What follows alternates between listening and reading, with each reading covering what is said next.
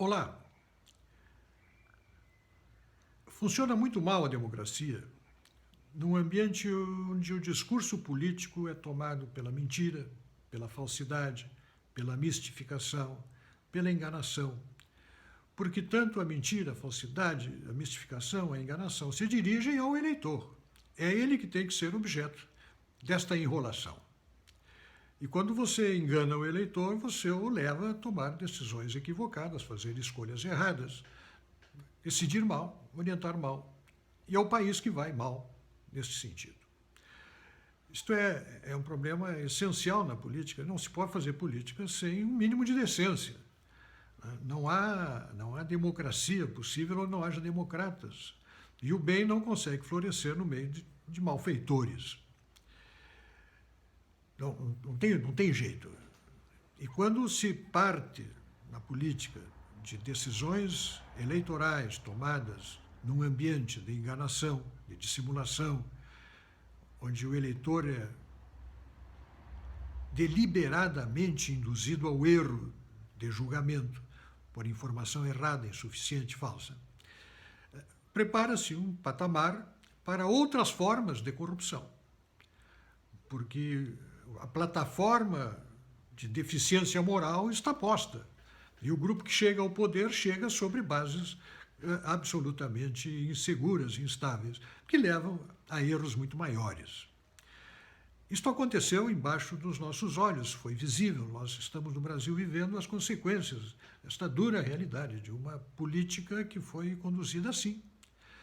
E assim levou o Brasil tanto ao maior escândalo de corrupção da sua história, quanto ao maior e ao pior desgoverno de sua história. Está em curso o processo de impeachment para afastar a presidente Dilma Rousseff do exercício de sua função. Neste momento, ela é presidente afastada e o julgamento pelo Senado Federal se encaminha para o final, depois de muitos meses de trabalho.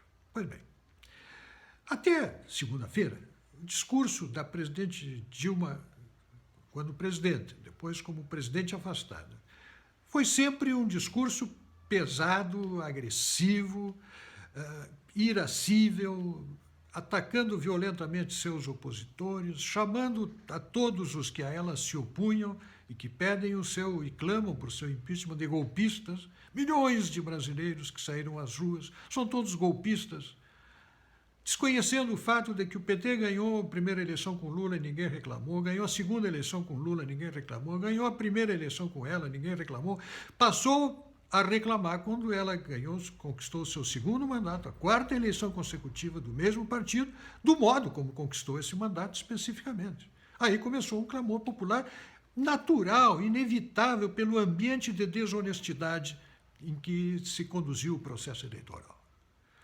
O processo de impeachment surgiu, as pedaladas fiscais aconteceram, o crime de responsabilidade aconteceu, não porque alguém esteja individualmente dizendo, mas por uma decisão colegiada e unânime do Tribunal de Contas da União, por decisão e reconhecimento como tal da Câmara dos Deputados, por decisão e reconhecimento como tal nos níveis já em que a votação e a deliberação já se deu dentro do Senado Federal. Nesse meio tempo, todo o discurso da presidente afastada Dilma Rousseff era o discurso do golpe. E isso foi, e continua sendo, proclamado ao mundo. Mas agora, terça-feira, a presidente divulga uma carta. E, de novo, se reinstala o clima de desonestidade. Eu não sei quem é que assinou aquela carta. Se a pessoa que escreveu aquela carta, que assina aquela carta, que provavelmente vai ler aquele documento no Senado Federal, dentro de alguns dias, é a mesma que estava falando até segunda-feira. É a mesma pessoa, porque o discurso é outro. Agora tem ali alguém humilde. Mas essa humildade é honesta, é sincera, é dissimulada, está escondendo o orgulho, a ira, o desejo de vingança, os adjetivos que estão guardados na bolsa. Quem é a pessoa que fala agora à nação e diz que reconhece que houve erros? Claro, reconhece assim, impessoalmente, porque não tem tanta humildade como para bater no próprio peito. Houve erros. coisas que acontecem mais ou menos fortuitamente, como um temporal, né, um desastre climático, uma enchente. Houve erros. E essa mesma pessoa, que até pouco tempo chamava todo mundo de golpista, insiste em se dizer objeto de uma injustiça. Bom, até aí nada demais. 9 em cada 10 pessoas acusadas dizem que são vítimas da injustiça, e isso é repetido por seus advogados, da mesma forma como dizia o Dr. José Eduardo Cardoso ao defender a ex-presidente Dilma, a presidente afastada.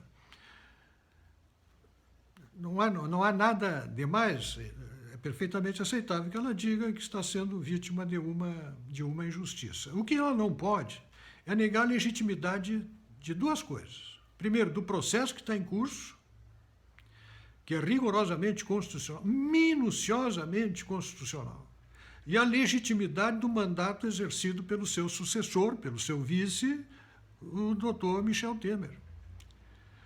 Porque dele chegou-se a dizer que era um usurpador, que era um presidente sem voto. Mas como? Como que alguém, no pleno uso das suas faculdades mentais, com um mínimo de informação sobre o ordenamento constitucional brasileiro, pode dizer que o vice-presidente da República não tem legitimidade para substituir o presidente quando afastado? E que não tem voto quando é eleito numa coligação para a qual convergem votos de os dois maiores partidos políticos do Brasil? Será que a senhora Dilma Rousseff teria sido eleita presidente da República sem os votos do PMDB, mas nem que o Lula pedisse voto de joelho? A chapa que foi eleita com votos de petistas e de eleitores do PT e do PMDB. E não fossem os votos do PMDB, o presidente da República seria uma outra pessoa e não ela. Nem na primeira eleição ela seria presidente sem os votos do PMDB. E a senhora Dilma Rousseff, em vez de ter sido presidente da República, teria, quem sabe, uma secretária de Estado em algum governo petista, ou lá no Rio Grande do Sul, durante o governo Tarso Genro, quem sabe, ou em Brasília, ou no Piauí, sei lá onde. Mas não seria presidente da República de jeito nenhum, sem os votos do PMDB.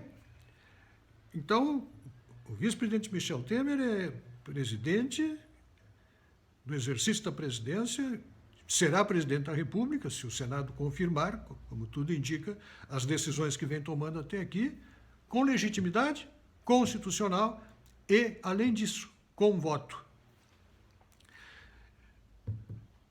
Não dá para continuar nessa tecla de enganação, tentando iludir a opinião pública, com um discurso que não coincide com a realidade. Mas, lamentavelmente, a presidente agora aparece, a presidente afastada, quando está com o pé perto da soleira da porta para ser totalmente destituída das suas prerrogativas e de suas atribuições e funções. Quando ela está com o pé lá na soleira da porta, aí ela ensaia um golpe. Porque a carta dela menciona, aqui sim, uma conduta golpista, que rompe o ordenamento constitucional para atender aquilo que ela já considera como sendo de sua conveniência, que é chamar um plebiscito, fazer uma grande confusão nacional, interrompe-se as atividades administrativas, suspende-se tudo, vamos fazer um grande plebiscito, vamos planejar uma grande reforma política no país e vamos chamar novas eleições. Essa é a proposta que a presidente Dilma está cozinhando, está querendo levar e vender a nação, rompendo a sequência de atos e o ordenamento constitucional que está em vigor no país, não num clima de normalidade, porque uma coisa tão demorada assim se torna, claro, absolutamente anormal a instabilidade política em que estamos vivendo. Mas o que ela quer fazer é armar uma baita confusão, para usar uma expressão aqui bem gaúcha, está querendo armar uma baita confusão. Porque, pessoalmente, é claro que se ela quer convocar novas eleições é porque jogou a toalha, não? E se jogou a toalha, aí dá para falar, dona Dilma Rousseff. Se a senhora jogou a toalha, faça um favor a si mesma, faça um favor à nação brasileira, mande uma outra carta e renuncie o seu mandato. Acabe com essa brincadeira que já atrasou mais de um ano a estabilidade política e o reconhecimento de que há uma nova ordem se estabelecendo no país, porque esse país precisa de uma ordem depois da desordem que a senhora o deixou. Está todo mundo na expectativa de uma certa segurança, de uma maior segurança jurídica, de uma maior segurança institucional. Não arrume mais confusão.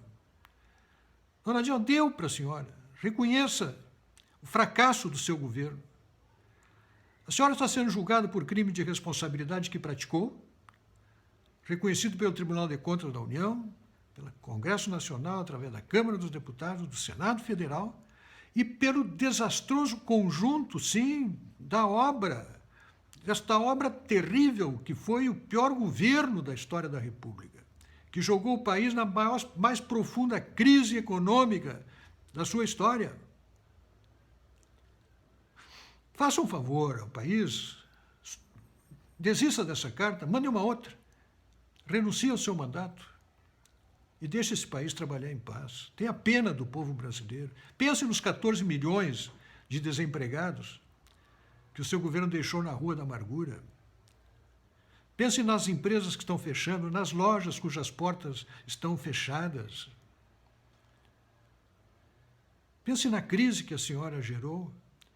Olhe o exemplo dos governos que a senhora apreciou tanto, que seu partido tanto, com os quais o seu partido tão bem, tão junto andou. Olha o que eles já fizeram na Venezuela. Olha a situação de Cuba, olha como ficou a Argentina. Não queira continuar fazendo a mesma coisa por aqui. Dê um pouco de paz ao povo brasileiro. Renuncie ao seu mandato, mande uma carta. Olha, o povo brasileiro lhe agradeceria por isso. E a senhora sairia do poder numa condição mais digna do que a expulsória que a aguarda. Pense nisso, dona Dilma.